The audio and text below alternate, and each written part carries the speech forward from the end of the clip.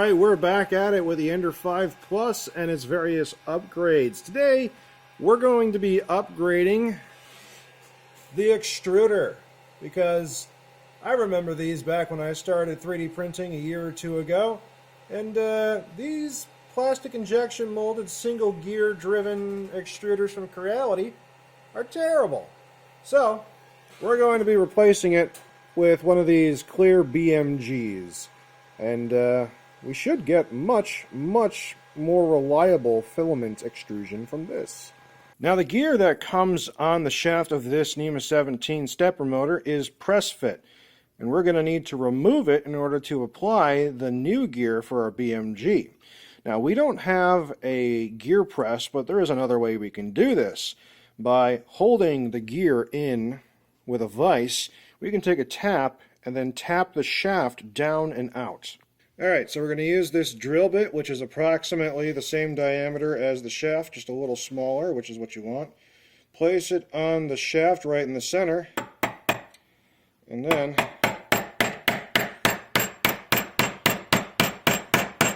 it is coming, slowly but surely.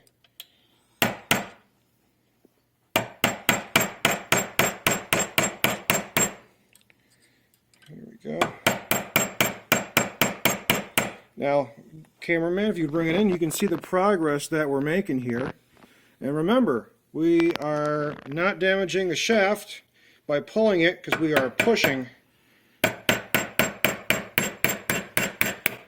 And there we go. You don't need to get yourself some fancy gear puller. You just need a vise, a drill bit, and a hammer. So with the old shaft gear out, we can put the new BMG drive gear in, and we are spinning. So now we just got to mount this up. So a quick change of plans. Because we couldn't find the screws that go into this BMG, into the shaft, we're going to be using my backup black all-metal BMG, because we do have the right screws for this one. It'll work all the same, it just won't be transparent. Now, the filament sensor is not in an ideal position for the BMG, because the filament sensor comes out on the right and the entrance to the BMG is on the left. So if we were to place this, you can see there's a huge discrepancy.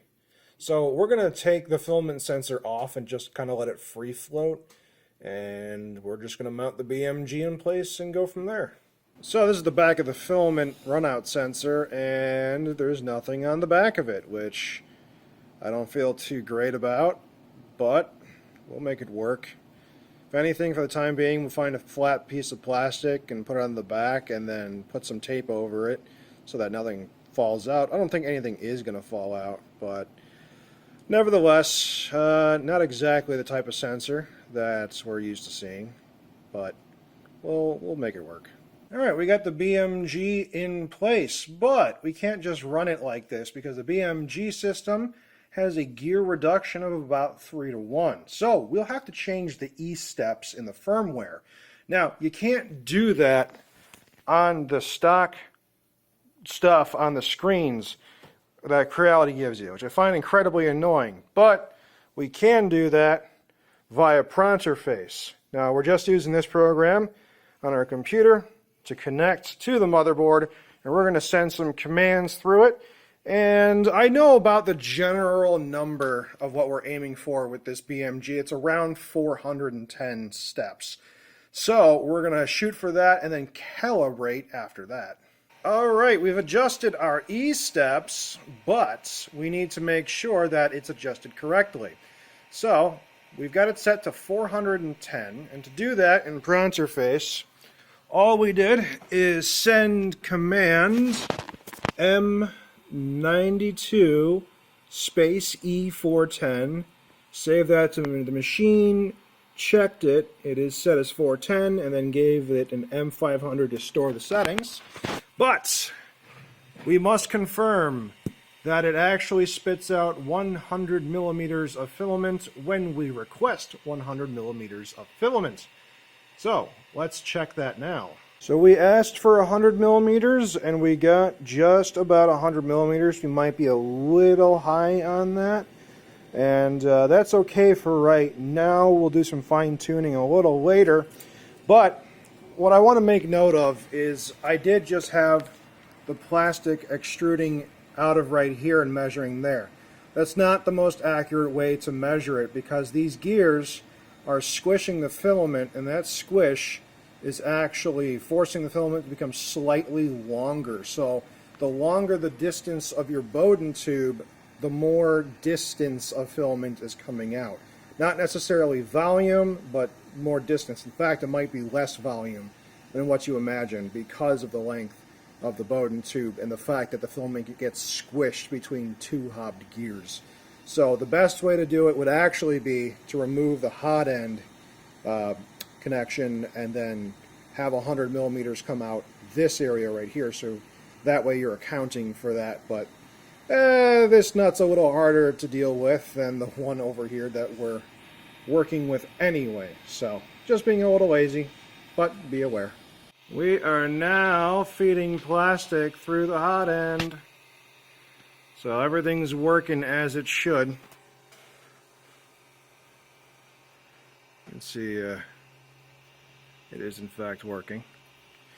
So it's at this point we need to check our work, make sure everything's working properly. So we are once again going to print our little fake off-brand Pikachu and see how it compares to the one we printed before. Well, folks, we are printing.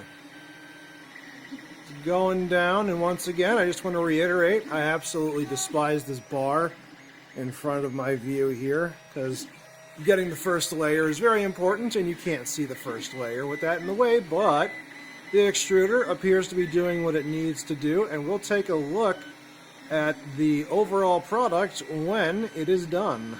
Alright, our Pikachu is complete. And honestly, looks pretty good. Looks just like the other ones. Might even be a little less stringing than last time. So, I would deem the extruder upgrade a success.